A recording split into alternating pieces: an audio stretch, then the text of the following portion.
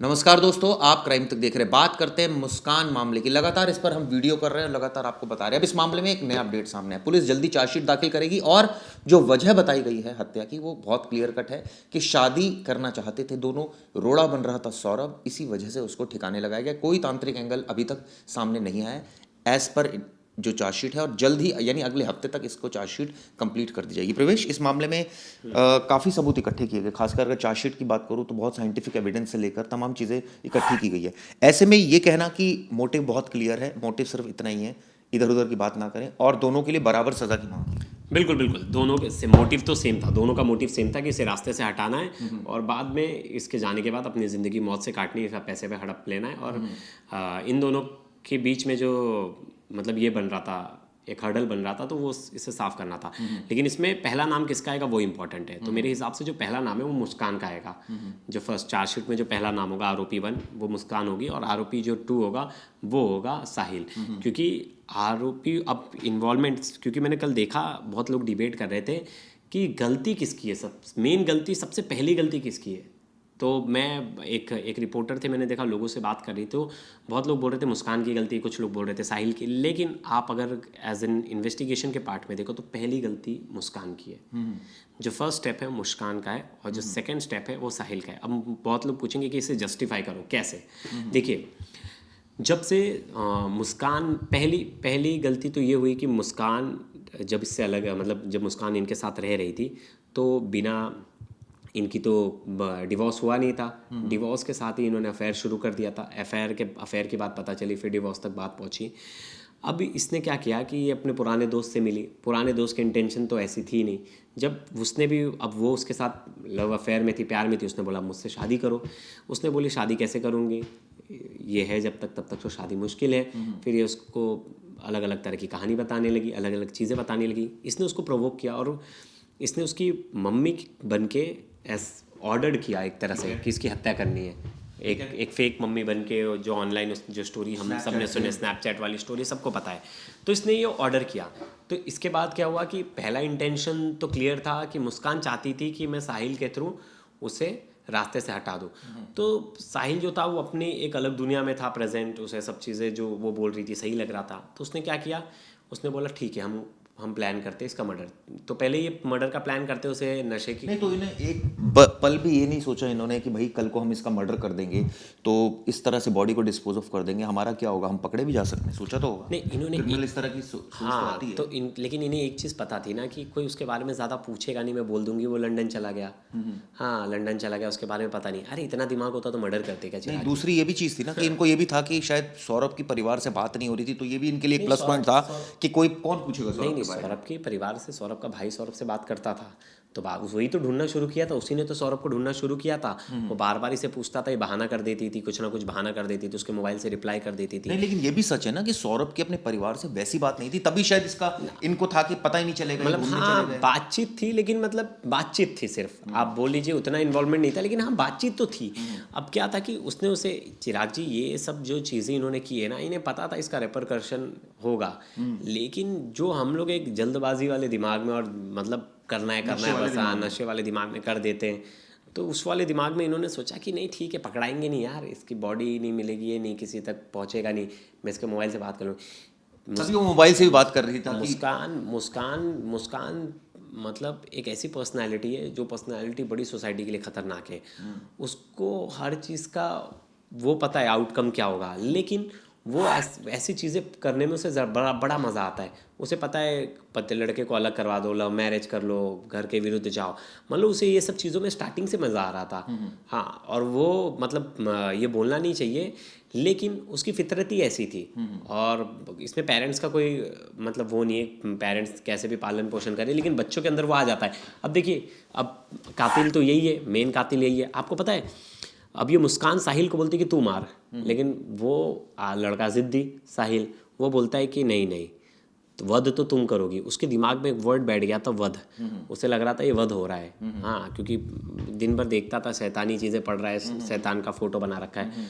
तो ये उसके हाथ में चाकू देता है कि मैं अकेला इसमें वो नहीं भागीदार, वध तो यही करेगी। और वो जब नहीं मारती तो प्रेस करता है चाकू, और वो उसके सीने में घोंप देते हैं चाकू।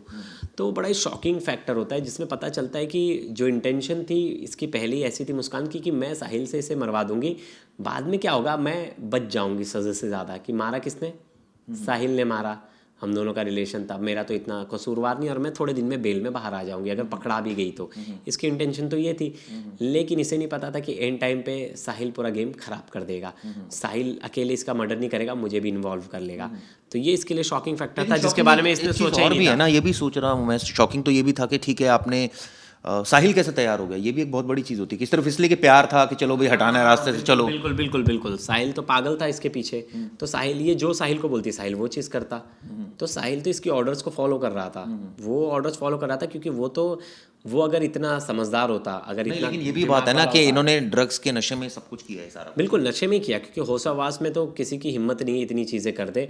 हाँ, और बहुत सारे लोग नशे में ही ऐसे कर।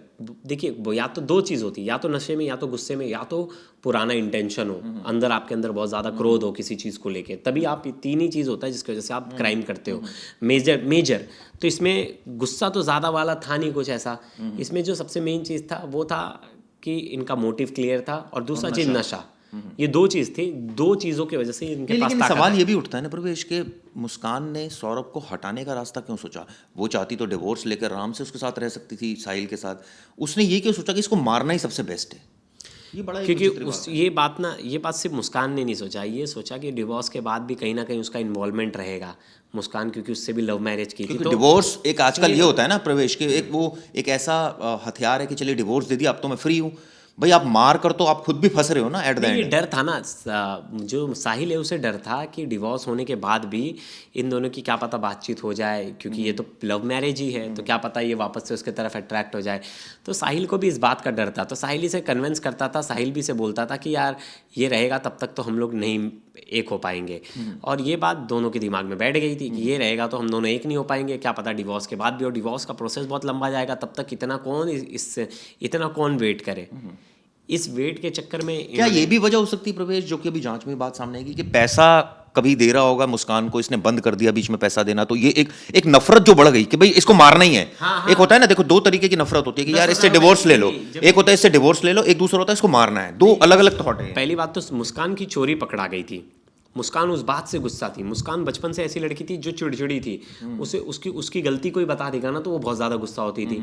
अब इसमें क्या हुआ कि जब इसने इसके अफेयर के बारे में पता चल गया सौरभ को, तो सौरभ गुस्सा हुआ, सौरभ इससे लड़ा, तो ये उस बात को लेके चिड़ी बैठी थी, कैसे इसने मेरा पकड़ लिया, कैसे ये कर लिया, मतलब उस बात को लेके वो गुस्से में थी, और वो बात उसे लगता था कि वही सही है, हर चीज़ उसी और हो सकता है कि इसको लेकर सौरभ ने कई जगह गाया भी हो अपने परिवारों में कि देखो तो, और इसी वजह से इसकी बदनामी भी हुई। डिवोर्स की बात चली रही थी, डिवोर्स की बात सबको पता थी, तब और नहीं, डिवोर्स का रीजन भी पता लगा होगा ना भाई, पता। हाँ बिल्कुल बिल्कुल, तो इसी को कोसा होगा सबने हाँ कि भाई तू जब अफेयर करेगी तो कौन तेरे साथ रहेगा, और तू तो लव मैरिज करके गई है फिर भी अफेयर कर ली।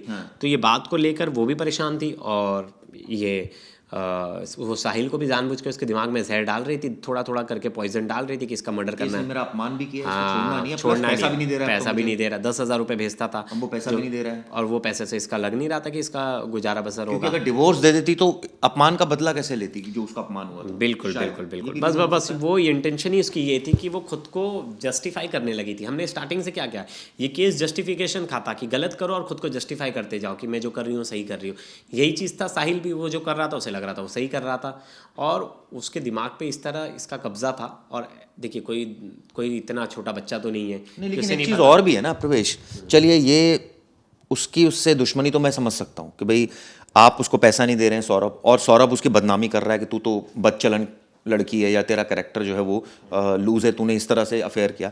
लेकिन साहिल क्यों उसके साथ ही प्रिपेयर हो गया? सिर्फ इसलिए कि वो उससे प्यार करता था कि भाई चलो ये इसको तकलीफ हो रही है तो अब इसकी तकलीफ मेरी तकलीफ, मैं भी इसका साथ देता हूँ। अब इसको साइकोलॉजिकल वे में देखते हैं। क्या होता है चिराग जी, आप जितने भी जिल्टेड लवर के केसेस देखे होंगे, एक तरफा प्यार एक तरफा आशिक, वो बहुत ही ग्रुसम स्टेप ले लेता है। वो या तो मर्डर कर देता है, मार देता है, जान ले लेता है, इस तरह की पागलपंती करता है।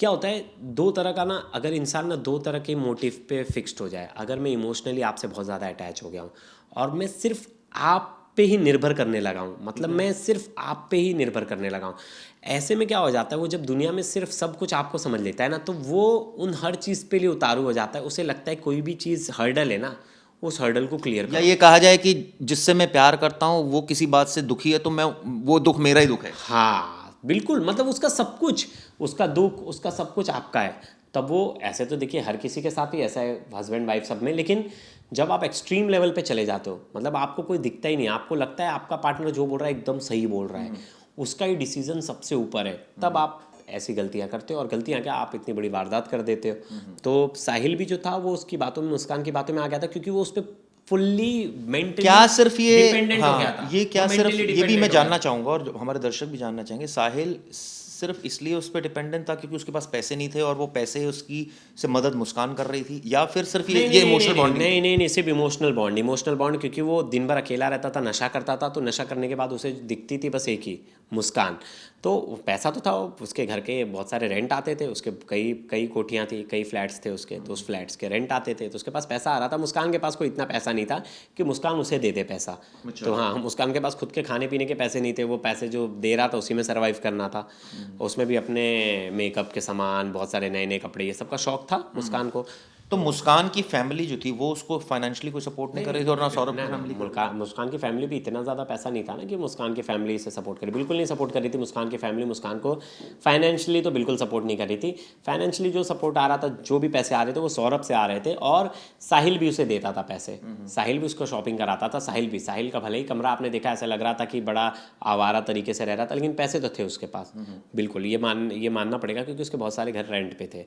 और उसके ये फैक्ट कहाँ से है उसके बहुत सारे? नहीं, ये खुद उसकी नानी ने भी बोला था, और उसके आस पड़ोस के लोगों ने भी बोला कि जो खर्चा चल रहा था उसके पिता भेज रहे थे नोएडा से पैसा कमा के। उनका जो मैं देख रहा था पहनावा इस तरह का है कि वो लग ही नहीं रहा कि कोई बहुत पैसे वाला, जो पैसे वाला होगा, जिसके पास पैसे होंगे, वो उसका पहनावा भी अच्छा ही होगा। बिल्कुल ज़रूरी नहीं है पैसे वाले पहनावे। आजकल आप देखिए दो तरह के, आज जेंजी सुना है ना आपने, जेंजी बहुत पैसे वैसे वाले, लेकिन देखो कैसे अतरंगी सा कपड़ा पहनते हैं, बहुत अतरंगी कपड़ा पहनते, झोले टाइप कपड़े पहनते, नशा कर रहे, ये कर रहे। तो वो तो हाँ। और वही देखिए बहुत सारे ऐसे लोग हैं जिनके पास पैसे भले ही कम हो, लेकिन अच्छे कपड़े पहनते, अच्छा लाइफस्टाइल फॉलो करते। तो लाइफस्टाइल भी कोई ऐसा नहीं था। हाँ, मुझे लग रहा है गाड़ी भी नहीं थी इसके पास। तो नहीं, गाड़ी थी इसके पास। साहिल के पास गाड़ी थी। साहिल के रूम में आपने देखा कंप्यूटर वगैरह सब था, लैपटॉप भी था उसके पास। लेकिन मैं देख रहा हूँ घर की हालत भी कोई ऐसी कोई बहुत अच्छे समझे नहीं आप। नशेड़ी अलग चीज़ हो गई, लेकिन कम से कम अगर आपके पास पैसा होगा तो आप अपनी लिविंग स्टैंडर्ड तो ठीक दिमाग भी तो होना चाहिए उतना। अगर उसके पास इतना ही दिमाग होता, इतना ही पैसा होता, तो बाहर जाके जॉब करता, कुछ अच्छा करता, कि वो नशा करके घर में पड़ा रहता। तो मैं यही तो जानना चाह रहा हूँ कि क्या मुझे जो इससे डाउट हो रहा है वो ये हो रहा है उसके पास ज्यादा पैसा भी नहीं था। नहीं, लेकिन आप उल्टा उसके पास फिक्स अमाउंट का उसके पास पैसा था। मतलब उसको पता था कि मेरी इतनी सारी प्रॉपर्टीज़ है, मैं उसे बेच के पैसा और कमा सकता हूँ, और उस प्रॉपर्टी का रेंट आ रहा था। नहीं तो इस उम्र में क्या कोई माँ बाप घर में बैठने देते? उसके पिता तो उसे फोर्स करते थे कि जा कमा। उसके पापा भी नोएडा में काम कर रहे थे, तो पैसा तो आ ही रहा था। बिल्कुल, एक नानी थी, तो क्या खर्चा था घर में? कुछ खर्चा नहीं था। तो खर्चा नहीं तो आज दिन भर बैठ के नशा करने के लिए भी तो पैसा चाहिए। 10,000 रुपये में क्या? नहीं, ऐसा तो नहीं। जो मुझे एप्रीहेंशन लग रहा है कि साहिल के पास पैसा कम था, मुस्कान के पास सौरभ से पैसा आ रहा था, और जो उसकी सेविंग थी वो उसको नशे के लिए सौरभ ने जब डिवोर्स के लिए अप्लाई कर दिया तो उसके बाद से सौरभ 10,000 रुपये हर महीने भेजता था। तो 10,000 रुपये कोई बहुत बड़ी अमाउंट नहीं थी कि जिससे वो बहुत ऐशो आराम कर ले। तो साहिल का जो पैसा था उस पर भी ऐशो आराम कर रही थी। साहिल के जो घर का रेंट आता था, साहिल खुद वसूलता था वो पैसे, जाके रेंट खुद लेता था। जितने भी इनके भाड़ोत्री थे जो भाड़े पे रह रहे थे रेंट पे, उनसे ये पैसा खुद लेता था जाके। तो वो पैसा तो यही रखता था। आप बताओ, अगर डेली ये नशा भी कर रहे थे, अगर ये कोई भी छोटा नशा भी पकड़ लीजिए, अगर ये गांजा भी पी रहे थे, तो उसके लिए भी डेली का इनको 200-300 रुपये का तो खर्चा है। हाँ, वो पैसा तो कहीं ना कहीं से आ रहा होगा। डेली का 200-300 रुपये, महीने का 9,000 रुपये, तो वो पैसा तो कहीं ना कहीं 9,000 रुपये तो कहीं ना कहीं से आ रहे होंगे। ऐसे तो नहीं ऐसे आ रहे होंगे। अगर पूरा 9,000, अगर समझो मुस्कान दे रही थी पैसा, अगर मुस्कान पूरा 9,000 रुपये दे रही थी, तो मुस्कान के पास पैसा बच क्या रहा था? फिर वो नए नए कपड़े कहाँ से ले रही थी? अपने बच्चे को कहाँ से पाल रही थी? घर का राशन कहाँ से भरवा रही थी? तो ये सब चीज़ें तो हैं जो दिख रहा है कि पॉसिबल नहीं है। तो ये तो ठीक है, ये तो इसके पास पैसे थे, ऐसे नहीं थे पैसे नहीं थे ना। पैसे नहीं होते तो मुस्कान का भी अट्रैक्ट ही नहीं होती। ये ऐसा क्या दे रहा था मुस्कान को? आप बताओ, क्या दे रहा था मुस्कान को? नशा तो दे ही रहा था। चलो वो तो पैसा होता मुस्कान के पास, तो मुस्कान खुद भी नशा ढूंढ लेती। हाँ, और ऐसे 4 लड़के ढूंढ लेती। लेकिन ऐसी बात नहीं थी ना। नशा तो उसके एक्सेस, वो तो समझ जाती है नशा यहाँ से मिल रहा है, मैं इससे मंगा लूँगी।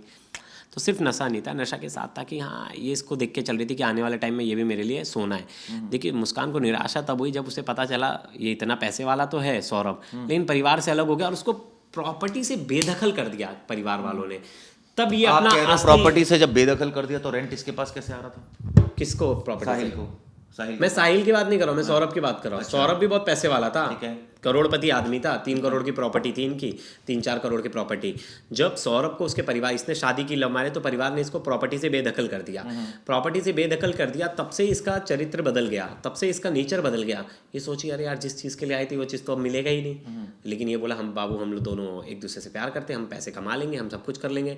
वो पैसे कमाने चला गया इसका, और फिर वहाँ से इसकी कुछ हुआ इशू, फिर ये किसी बेकरी पे काम करने लगा। तब इसे लगा कि अब यार ना इससे पैसे मिलने वाले, ना कुछ फ़ायदा होने वाला है, अब इससे अच्छा कुछ और ही देख लो। तब इसने पकड़ लिया साहिल को। साहिल का भी इंटेंशन ये था कि साहिल के पास भी प्रॉपर्टी है, साहिल के पास भी उसके 10 कमरों का उसके पास मकान है जो रेंट पे, तो उसे लगा कि इसके पास भी प्रॉपर्टी, कुछ नहीं भी करेगा तो प्रॉपर्टी बेच के ठीक ठाक पैसे आएंगे, और इसके साथ मौज मस्ती भी है, कोई ना इसके घर में नहीं। लेकिन देखो एक दोनों क्या एक चीज़ बड़ी कॉमन थी, बताइए क्या? दोनों को कोई पूछने वाला नहीं था, सौरभ को भी कोई पूछने वाला नहीं था। उसने साहिल को भी इसलिए टारगेट किया, साहिल के भी आगे पीछे कोई नहीं था, तो इसका फ्रीडम बच जाता। एक तो फ्रीडम, दूसरा जो इसमें सबसे अहम पहलू था जो मुझे समझ में आ रहा है वो था ड्रग्स। सौरभ उसको इनकार करता था ड्रग्स के लिए, ये इसको ड्रग्स दोनों लेते थे, तो वो उनके लिए तो वो आदमी सही है ना, सोने पे सुहागा हो गया इनके लिए तो। हाँ, इनके लिए तो बड़ा बेटर हो गया। लेकिन सिर्फ नशा नहीं था, मैं अभी बताऊं, मोटिव नशा नहीं था। सिर्फ मोटिव नशा होता तो उस एरिया में आसपास में नशा उसके लेना बहुत मतलब मुश्किल काम नहीं होता, वो अपने पैसे से भी ले लेती है। लेकिन उसे था और ज़्यादा उसकी इंटेंशन थी, वो थी कि शैतानी और खुरापाती दिमाग, मैं नेगेटिव बोल रहा हूँ तो आप भी नेगेटिव बोलो, तो इसमें उन दोनों को मज़ा आ रहा था, और दोनों नेगेटिव प्रवृत्ति के थे। बेचारा सौरभ तो पॉजिटिव लड़का था, बहुत पॉजिटिव सोचने वाला। चलिए खैर, इन तमाम पहलुओं से भी इन्वेस्टिगेशन इस मामले की चल रही है, और उम्मीद यही की जानी चाहिए कि चार्जशीट में सारी बातों का जिक्र होगा जो हम डिस्कस कर रहे हैं। हमारे व्यूअर्स के कई सारे क्वेश्चन होंगे, आप कमेंट में ढेर सारे क्वेश्चन लिखकर भेजिए, उन पर भी हम आगे कोशिश करेंगे पुलिस से पूछे, उनके क्या जवाब है आप तक पहुँचाए। धन्यवाद दोस्तों।